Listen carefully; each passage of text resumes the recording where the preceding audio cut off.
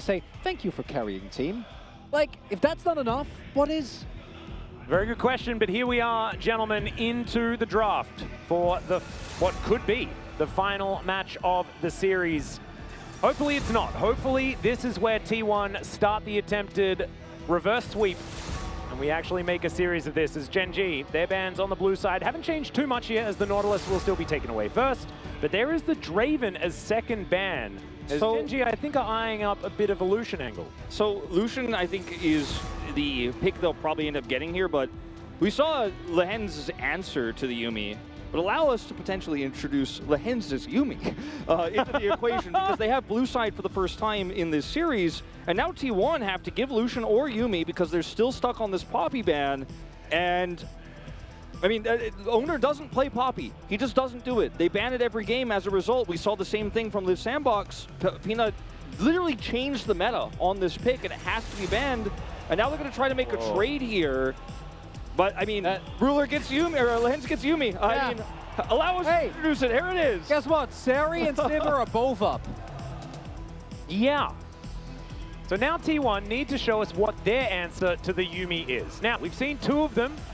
One of them is Singed. The other option is, of course, going for that Sejuani Yasuo bottom lane. That is now impossible.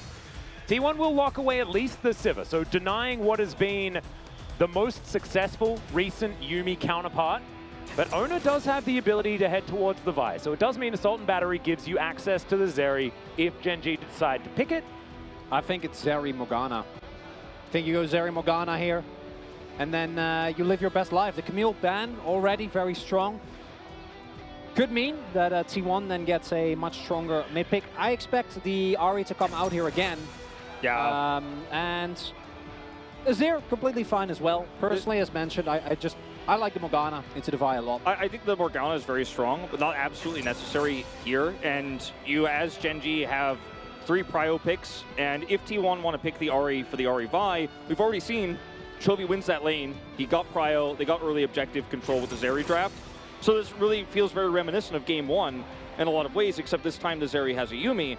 And we go back to the draft and why T1 chose red side, and it didn't lead to any big success here, no big changes. And even with Vi being able to instantly, ult Zeri, Zeri is so mobile that it actually pulls the jungler so far back that you need more follow-up CC, and that's where the Ahri comes in, right? That's why this combo is so strong, but just the ultimate mobility that this comp provides you as Gen G. It's a scary prospect here for T1 fans. We've seen the Yuumi, Zeri, Azir, first 3 picks on blue side be so extraordinarily powerful here in the LCK. T1, they have answers. They have a very high priority bottom lane pick themselves in the Sivir. But now Gen G get to go into this next round of bans, and they can get rid of some of the answers to the Yuumi that we've seen, such as the Amumu, and of course the Lulu as well, which does also come to mind. Carrier, we'll see whether he's been practicing something like the Singed, or whether Gen G are going to clue into it and take that one away instead. Problem with a lot of the engaged supports that work well with Sivir to try to lock down the Zeri loses you control of the laning phase, which means that you won't have the same power on Drake. So even if he would play the Amumu, it's not going to be as strong here. We saw that in Game 1 where they didn't control the early prio. They lost 2 Drakes early. And so your options are limited as Carrier here that could going to continue to target ban him. And then, even if you do get a strong engaged champion, how good is that going to be really when we hit those level 6 fights on Drake? Ornn ban's interesting. I was expecting them to go for Ornn Trundle here on the rotation, but not going to be the case. Instead, it's going to be the Ornn ban away, which probably going to be another blind Aatrox, blind Renekton, of course, also a possibility here for Doran, but Aatrox really has felt like the champion he is most comfortable on. But a Gen G with a Azir Renekton in the possible final game, I think is a little bit of poetic justice as well. I wouldn't mind it personally. The Morgana you mentioned, also still available. Exactly. And a lot of magic damage if they pick the Morgana, but do you even care? I mean, it's Renekton Morgana, that's so strong as well. If you can make some topside plays, even blind here. I don't think you care, because it's still Ruler on a crit 80 carry. And you don't need to go for the Leandri's build as Chovy in this game because you're not dealing with strong tanks. You banned the Ornn. Jin Zhao also very strong here in terms of hard engage. Yeah, you get to click on the enemy AD carry and go in there. So that is certainly a great option here for Gen G, who want to be taking out Gumayusi. Spell shielding basically impossible into this draft as well. Like, good luck. Yeah, and additionally, what Zinzao does very well is create space. Also does very well with Yuumi on top of him, but even if Owner goes in, the rest of the team tries to follow up. An ultimate from Peanut can ruin it as, oh, Zeus. I love this. This was one of the original answers to Yuumi all those times back, because of course, she goes into a Death Realm, or if she's with someone and they go into the Death Realm, the cat dies, is generally how that one goes. Also very strong, you know, to play this weak side here as T1. Not a ton of synergy with the Vi in terms of top 2v2 here, but my issue is that T1 could have prio mid. We talked about the Azir Ahri, but in game one, we were able to watch Gen G showcase that Chovy usually wins that matchup. You have strong late game scaling in this draft, and Mordekaiser means you don't have top side control necessarily. Can be decent into the Renekton, but early objective control is going to be so much easier for Gen G to take a hold of, which buys them time for the Zeri Yuumi.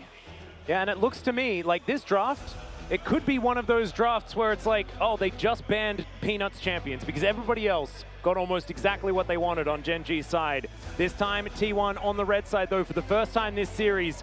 See whether that's going to be enough to get them back into it. It is the beginning, potentially, a reverse sweep time. T1, their backs are well and truly against the wall now. Chovy looking for that first final victory. Ruler as well after all these years, still looking for his first domestic final victory. This might be the time. It could be this game. It's been so long. 3 out of the 5 players of Griffin after the debacle of 2018 that they lost, by the way, to their coach. Their coach, who was out trying to get them that first win. It's, you know, we mentioned T1's mentality, but see if they can bounce back, Atlas. Exactly right. Let's do it. Let's get into game number 3 of the 2022 Summer Final.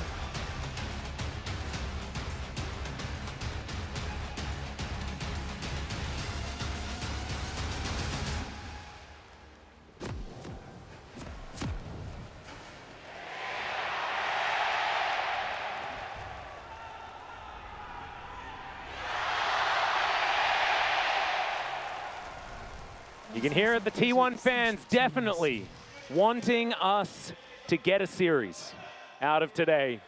They have to win this game if they're going to do so. If they do win it, it's off the back of Zeus's Mordekaiser towards that top side of the map. I am very excited to see how this game is going to go. T1's draft, it looks fine, but you look on the side of Gen G, and I think that they would have blind picked 4 of these champions.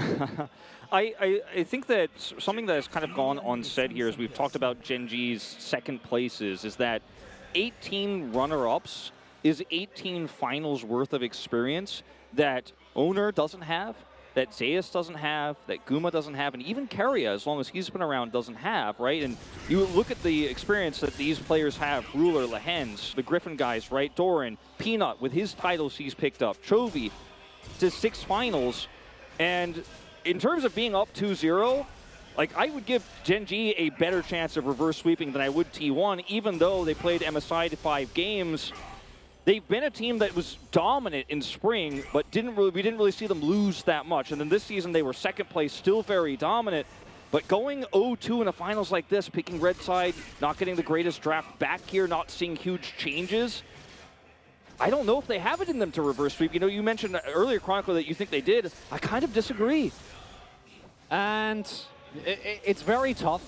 The one thing I really like about this T1 draft is a draft with a lot of agency. Vi Ahri basically plays itself, and hopefully it'll incentivize T1 to have a game that at least is more like game number 1. Do I think they will? No, I think it's a 3-0. I see Zeri Yuumi on Ruler and Lehens, and I don't believe. I don't see it. I don't see the angle. We saw what Ruler did in the previous game, and that was without Yuumi. That combo, to me, is just the epitome of not a lot of counterplay at some points. But not only is there a Vi Ahri, but Zeus also has tremendous carry potential by finding key targets in teamfights. Not unlike what Poppy does. You know, Mordekaiser did it before it was cool. I don't know if that's going to be enough, though. I don't think it will be. That's the thing that's really difficult here in this series. And when you see that it's T1 choosing the red side, that's when you know that something has gone wrong, right? That's when you know that their backs are well and truly against the wall, because they've realized that, try as they might, getting the drafts that they wanted wasn't possible from the blue side. But this is a team that has been very vocal about enjoying blue side throughout this entire year. And so that is what really does put a lot of fear into my mind about T1's chances. However, looking up and down the draft, I don't think it's going to be as bad as game number 2. No. Especially considering the fact that Gen G have a lot of these scaling options this time around as well. So probably going to be a much more honest game of League of Legends, but I still think it's going to be very difficult for T1 to take it. They do, though. The momentum switch will. Yeah, I want to see what the... and I do agree, the momentum shift could be massive if T1 actually suddenly start coming back. They win 2 in a row, but I don't want to get too ahead of ourselves here. I'm interested to see how team fights go, because Zeus, yes, he can rip the Yuumi, away essentially by taking away the whoever she's attached to. But will she ever? Oh no! Oh wow! That timing's pretty absurd. Vault Breaker going to come forward. Doran does have flash available. Oh, the sidestep not quite enough range, but the death grip is good enough. As Zeus is looking for it, there's the flash forward from both of the T1 players, and they'll lock down first blood. Peanut just a little bit late here, unfortunately, on the play. The timing of that, so unfortunate there for Doran. And down he goes. Charging. Yeah. He's looking for it. Has the knock-up, but even with the teleport, don't think he wants to go for it right now. Doran's flashless. Not going to commit, but we'll give him back control of the lane. Ooh. Immediate return gank. Ooh, great sidestep there from Chovy as we see a bit of a scuffle in the mid lane. Conquering Sands, fair bit of damage onto Faker.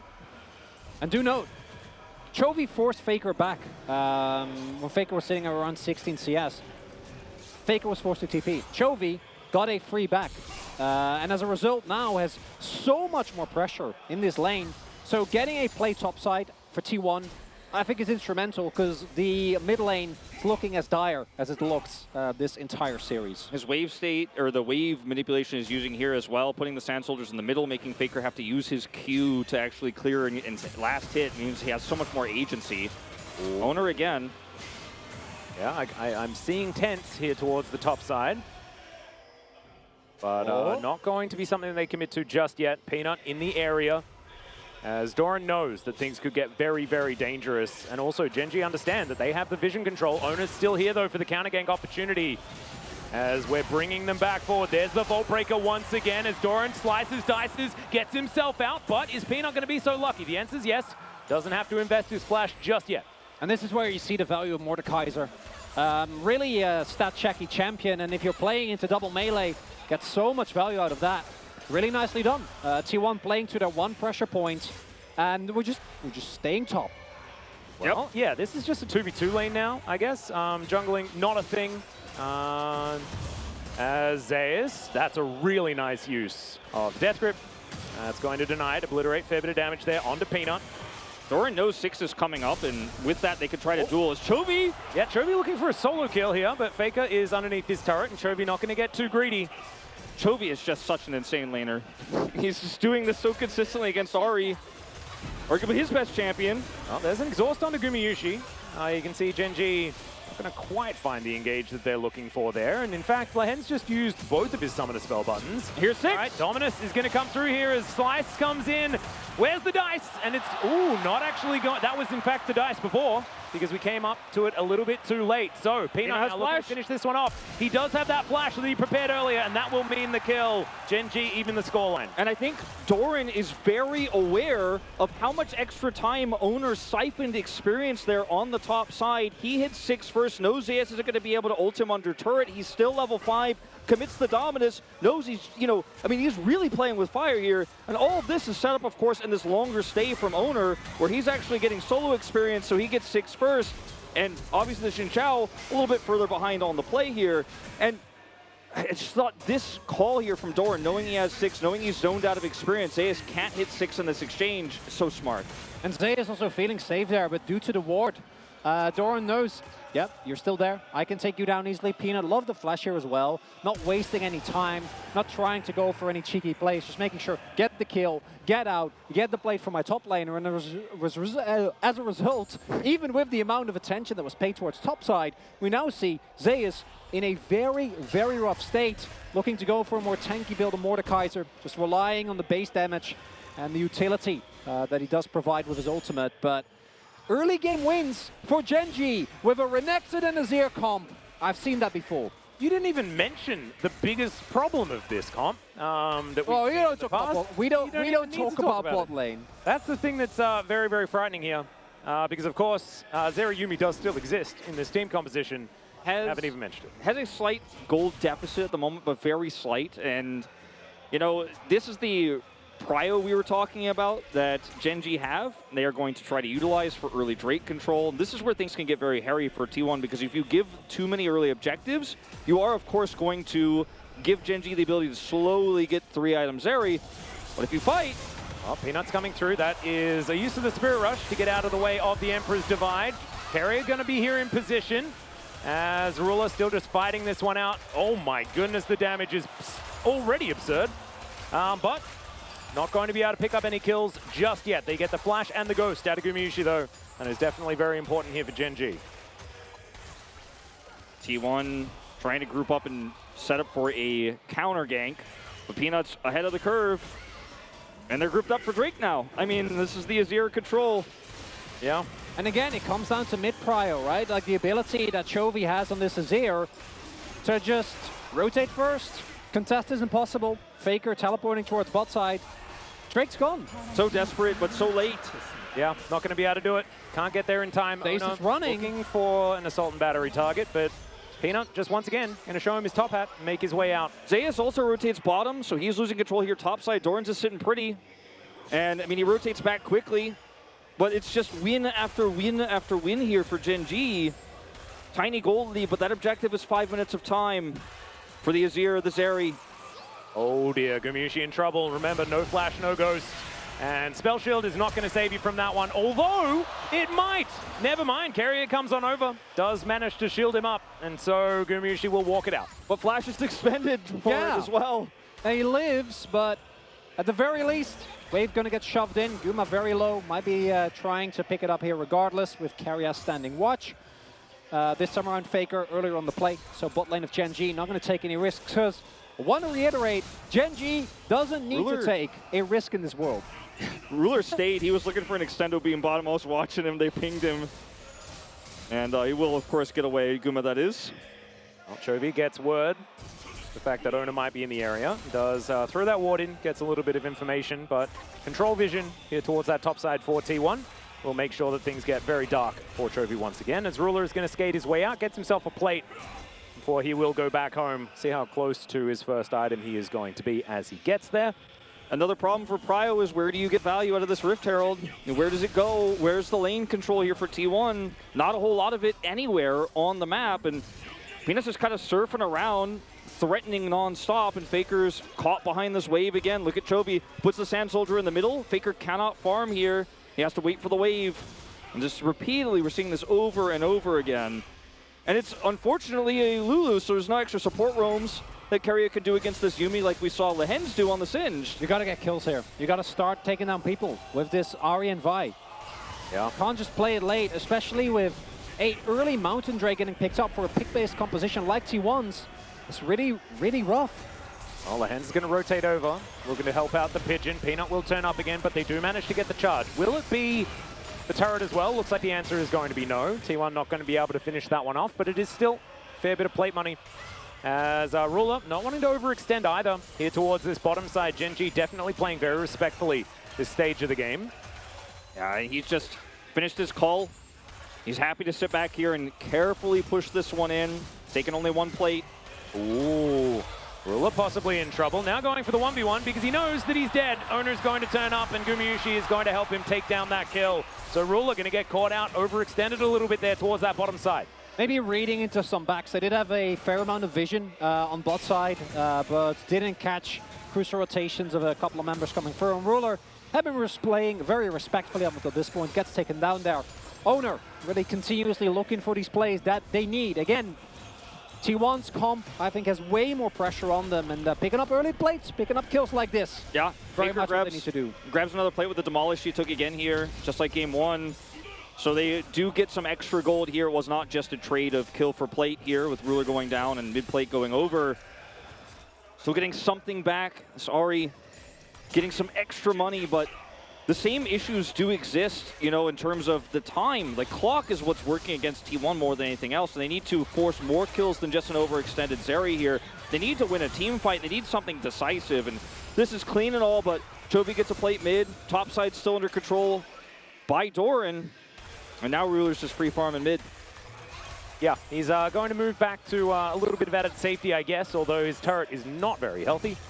Still, they have a lot of vision now. And so Gen G, they've taken a couple of plates already here towards this top side as Doran just going to walk it out. Looking to see whether he could stop him from having a great time with Zeus, but not able to actually stop the Renekton from moving away. Still has a 30 CS advantage here. Does the Crocodile? Yeah, and going with a Gore Drinker builder for Doran makes him a lot stronger in team fighting. But with Zeus opting into a Sunfire Cape, I don't think Doran really wins the extended trades anymore. We'll still be able to very easily get Prio, but very clear indication as well that Gen G are reading this as a, we are playing for the mid to late stage of the game. We're going to get at least one item, possibly more, and then we're going to go from there. We are not worried at all about our ability to win the game as we get later and later in there. And given how T1 has been playing out, at least this is a much more competitive game, but I'm pretty sure they're going to give up a second Drake again, and I've seen how that Taken Herald for Drake trade has gone the last few times. Yeah, and that's my problem with this Mordekaiser right now. Yeah, he can win extended trades on the side lane, but in a team fight, his impact might just be too little if he can't actually ult the Zeri target, or the Yuumi rather, attached target, normally going to be the Zeri, who's extremely high range, extremely fast, and he won't be able to necessarily close the gap. It's difficult. Doran up there towards the top side. He's looking to try and take down this turret. Will be the first of the game if he's able to get there. Chovy looking to defend here towards the bottom side. And that Drake that you were talking about earlier, Chronicler, is still alive. This time T1 are on top of it. They managed to get the control. So this one Ocean Drake should belong to them. We'll have a look at what soul it's going to be as once again, 3 in a row. It's Infernal Soul. And now Owner looking to try and put some threat onto Chovy here. But Chovy has information now. He's just going to be backing underneath his turret, and no one is going to stop him from doing so. And I think this goes back to the identification of Gen G knowing where their win conditions are. It's the late game. They don't get the setup they want on the Drake. They push down top turret, push in some extra waves top. Doran actually takes Krugs on the top side of the map. And Gen G just say, well, I think your comp is pretty strong right now. You have the better setup, so let's just avoid fighting. And yeah, Chovy just sits under this turret defensively, and Faker splits off, so it's not like they lose a ton cross-map here, but still losing a little bit topside, and this Renekton is becoming a bigger and bigger problem here, not in terms of the side lane necessarily, but in terms of what his impact is going to be to set up and defend for the Azir Zeri. And also, then, Gen G don't need to have the worst Drake in the game, which is the Ocean Drake. Just not wanting to grab that. Three Infernals sounds better, I guess. So they don't really lose out on too much by giving up the play anyway. So still not a very large lead or anything like that. T1 certainly a lot of options even as the game goes later. It's just the Yuumi problem that we've seen so many times in the hands of Ruler and the hands is a very, very scary thing. But On the Hunt's going to be popped here as they look for Peanut. Final chapter comes in. Faker is going to get stunned up, but they just brute force the turret down and they'll take that money. They just wanted to use Crescent Guard to defend here and then push bottom side. I don't think they're going to get the whole turret, but cool idea there potentially from Gen G if T1 stayed around. Herald is not committed in this mid-turret push, so they still have a little bit of power, a little bit of gold to pick up elsewhere on the map, but they're so behind the plays right now in these side lanes. It's not going to get easier for T1 if they can't force 5v5 fights. Well, T1 might be able to grab themselves another turret as they move surely closer and closer to it. Yep, no one's going to be in the area, so yeah, Chovy managed to get some side lane farm and things like this, and you know, Ruler is tidying up the mid lane, but T1 are now starting to grab some objectives back. They're starting to increase the tempo in their favor this time around, as Doran does have Dominus popped already. Don't know whether he necessarily really needed that, but he had to use it in order to keep himself safe.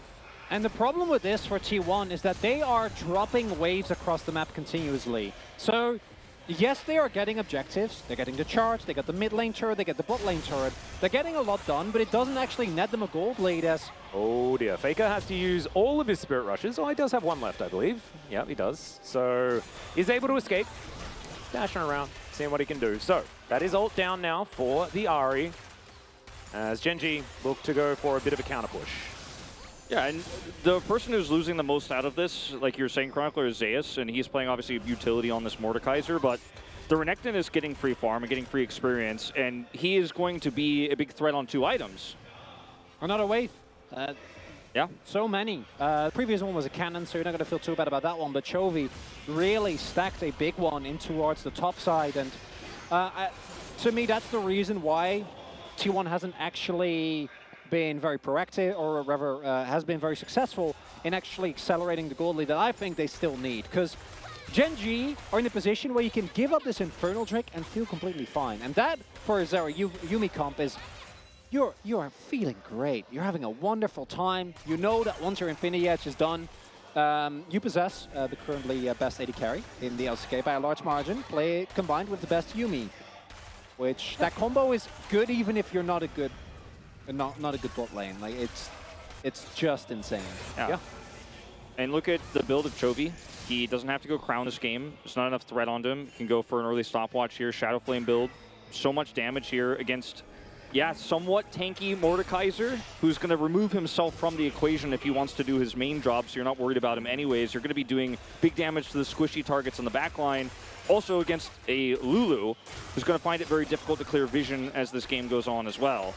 So in this fight, Zeus is going to be really big. Can he find Peanut? Can they get the Drake? Can he find Ruler and make sure that it's a piece of terrain where he actually can get to the Zeri? Because I think in terms of 1v1, Zeus is feeling peachy, but he needs to actually find a key target and make sure that Gen.G can go for the full 5v5. Because last time that happened, Ruler got what, a quadra kill on Zeri? Yeah. Worst case scenario. Yeah, it was one of the 3, I believe, quadra kills yes. That he'd managed to pick up in that game. 12 seconds, though, on this Drake. Going to be the second for either team. And T1 looking to try and start stacking these up. Something that they've adjusted a little bit. Now, as far as being able to get at least one of the first 2. Owner over the wall does find Peanut. As Lehens pops out. There's the Assault and Battery onto the Xin Zhao. But the value from this final chapter is just massive. And Peanut is going aggressive. Faker is going to get the dash out of Ruler. But he's still able to create a whole bunch of space. Zeus just fighting Doran here. But now, Faker going down extraordinarily low. Ruler now just has the whole team in front of him. Faker's so low, he cannot go back into this fight, and Gen.G should be able to pick up the first Infernal of the game. Extendo Beam's going to come through, and Faker is going to delay the inevitable. Ruler picks up that kill as well, and the Yuumi angle is beginning. I don't know what you do here as T1. You try to find an angle. It doesn't quite work out. You can smell the desperation. They're hard engaging on a Xin Zhao with ult up and a Yuumi on top of him. So obviously it doesn't work out at all. Then Zeus is able to remove what is one of the most powerful threats at this point in the game. That Renekton from the fight. And T1 are like, we can't win the fight anymore. It doesn't matter. Yeah, and Ruler in this fight too, when you watch him, he's walking through T1 like he owns the place. Nobody cares. Nobody's catching him. Nobody's CCing him. Look at where Zeus is. Ulting a Renekton at max range here, which means that Ruler's just walking through, doesn't care. Look at all the damage he's doing here for free. Zeus comes out. That's too late. Zeus just has no backup because there's no charms being hit. There's no VIQ actually finding someone. And as a result, like your front line's getting killed, Ruler picks up a kill, they get an Infernal Drake, and this is starting to feel like we are on a turning point here for this match and for Gen.G, the organization and the players, because this is such a good game state for them. Like, I can't overstate like how good you're feeling if you're Gen.G here. You got this. You got even a single Infernal already is nuts on this comp. Oh, it is. This is a very, very scary Gen.G right now. Not quite the same situation where we were, you know, writing eulogies at things at this point in time in game number 2. Definitely a better moment as far as that is concerned, and there's no gigantic gold leads or anything like that. We don't have Soul Point on the table just yet, and now T1, they are going for the T1 Baron.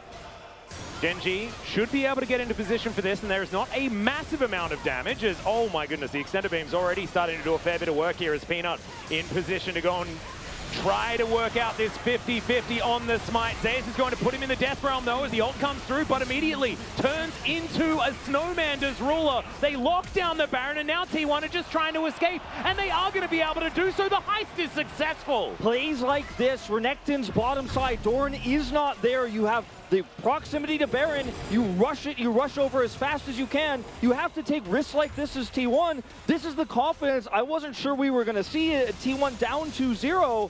They make the risky call, they pull it off, the heist is successful, as you say, Atlas. That's a lot of extra gold in their pockets, but it doesn't change the overall state of the game. I don't even think it's a risky call because you have Zeus, you have the ultimate to put Peanut out of the fight, and you know there is no teleport on Renekton. The moment that Doran is spotted, you're down a member as Genji. T1, I think just a really good read here, making use of the Mordekaiser pick. Not a 50-50, just a very well executed Baron after a mistake of Genji. My question is just, and I don't want to be too down, but is this enough? Exactly. You need to get as much value as you can outside of this Baron buff. And the 2 minutes you have of Baron now lines up perfectly with this Infernal Drake. But if anybody gets picked, if this Baron falls on his face, doesn't actually get high value, it's so difficult to do with this comp. You know, especially when they're just letting Renekton free farm here on top side. And T1 won't necessarily actually change how this next Dragon fight is going to go. So they have to play this both aggressively but conservatively enough. Because Doran, his teleport's coming back up. He's starting to threaten an inhibitor turret right now. Someone's going to have to answer this. Well, Genji not going to defend their inner turret here towards the bottom side. Similar situation going on. Of course, T1 going to be able to push a whole bunch faster with both Baron and, of course, 4 members down here. But the defense is pretty good here for Genji. And once again, the macro game being won out by them because this whole minion wave is just dying to the turret. Zeus does finish his demonic embrace and will be able to deal with the last few minions that are going down. But as you can see, it's a 55 CS advantage here for Doran on his big ol' Renekton. And what's happening here is Zeus is dropping wave. He's playing for his team. But he has been the player that, maybe not in this finals, but overall, the summer split has been his split. He was the one who, up until the couple of rough weeks he had, where he tried a little bit too hard in week 7, week 8, he was, together with Owner, the shining light for this team. And now he's dropping wave, he's giving up resources, and that does put more onus on Gumayushi. This is still a Sivir Lulu. Like, this combo, if it wasn't against Zeri Yuumi, we'd probably take it over any other combination available in the LCK. So they need to do the heavy lifting. They need to be able to win this next team fight. Because if you give up Soul Point to Genji, if you give up 2 Infernal Drakes, I don't think you come back. That's my issue here. Genji get prio here because of that topside wave. 3 go back. Genji against Baron have minion waves here in the mid lane, or they control it. And then now they've got control over the Drake itself. Rather, not Baron. And how do you get in here as T1? You don't have the choke point controlled. Yeah, well, there is Quadra stopwatch available here for Genji, but Infinity Edge was just done for Gumayushi. He's going to make his way over on the hunt at the ready. So T1, I mean, this is a pretty good time to fight if there is ever going to be one. They do still need to find the correct angles to make this one happen. Zeus taking a lot of poke damage, though. He can't do that. He's so pivotal. Like you guys were saying, almost has his teleport available, but I don't know whether it's going to be up in enough time. And Genji are going to come on over here and look to take down this Drake. Yeah, they're more healthy, but there's a lot of damage here on Genji. And Doran, one crocodile with a cat is going to be enough to deter T1 from stopping this. That is Infernal Soul Point. And that's enough because it's Yuumi, it's a Renekton, as hold on. Ooh, on the hunt is going to come through there. There's the Assault and Battery all the way into the backline, but I don't know whether Owner can fight both Ruler and Chovy. He has to make his way out. Doran's going to be taken down though, and now Zeus is looking for Ruler. The Obliterate comes through, but Gumayushi's dead. Chovy's going to be able to take him down. Ruler is also able to secure the kill onto Zeus there in the end. And Genji pick up the Soul Point and get the ensuing fight. Just such a clean fight here from Genji, and it looked scary for just a moment, but you do that much damage to the Mordekaiser, you can't ult anyone. Oh, it's not over yet. Oh dear, Wind Becomes Lightning does connect. That's a great charm to interrupt the audacious charge. And with the Whimsy, Carrier will be able to keep Faker alive. But still, Gen G are pushing down the front door. They're going to be able to take that. Oh, okay, never mind. Faker does have a lot of wave clear, and so they will keep this turret alive on a sliver. We'll have to wait a wave before they take that one down because the health bar is not high enough. The mana bar is also struggling a lot here on T1's side. They have to vacate. That means that this turret is definitely dead. As close as it was, I mean, 3 stopwatches still up here for Gen G. I mean, again, it reeks of, understandably, given how the game has gone, of desperation. It's a hard force here, trying to get onto the Zeri, but this is why Renekton is so high priority. The champion, at this point, on 2-item power spike, with a stopwatch, with Sterix, with a Yuumi. He dies at the end, but who cares? The ensuing fight still gets won. Zeus, unfortunately, not able to actually take down Ruler, and from this point onwards, one fight at any point in the game around the Drake gives Gen G an Infernal Soul. And now, to give you guys an update as well, Ruler has completed his Infinity Edge. That item advantage that we were talking about for Gumayusi is no longer there. The Zeri moments looking to ensue now. Both of the AD carries do have their flashes available. And look, in all honesty, I still think that Sivir is an extraordinarily high-value late-game damage threat. But I just... With the Yuumi, the cat is always the problem. There's too much peel and there's too much consistent damage here in this Azir. That's the issue. And Zeus keeps losing half his health bars before he can ult anyone, before he can do anything in these fights. There's too many threats to deal with as T1, whereas your Ahri is binary. She charms. Does she get the pick or no? She doesn't do the same amount of damage as Chovy can do. Yeah, Faker waiting on the flank there. As you could see, they had control vision. As Gumayusi doesn't have a spell shield now, T1 thinking about the opportunity of an engage. I love this from Jonas Strong, getting that zoom in onto Faker. He's made plays in game states like this in the past, but he's going to have to dig so deep to make this one happen. I'm getting flashbacks to possible angles that he's managed to find. This time around, though, it's going to be so difficult. There is a point, which we are in right now, where T1 can still win this game with a single good pick. Because there is a stopwatch, yes, which makes it a lot harder, but there is no way for Ruler to get out of a Death Realm, right? There is no Mercurial Scimitar yet, and I'm pretty sure it's going to be picked up next. And from that point on, any play, any big charm hit that you might find, any Vi combo that you're looking for, becomes infinitely less valuable, becomes way harder to actually collapse or turn into a kill. And as you pointed out, Wolf, even if you throw everything at Ruler and he dies, there's still a Renekton with a Yuumi. There's a Renekton with a Yuumi. Yeah, I mean, yeah, this is the issue. And with stopwatch still uncracked, I mean, Ruler is very unlikely to die the first time this happens. And as T1, you're missing so much damage. Chovy hits level 16. And right now, Gen G could just group up and start taking away Baron vision. I mean, a minute to go before this Drake spawns, and they have control of both objectives right now. T1 backed.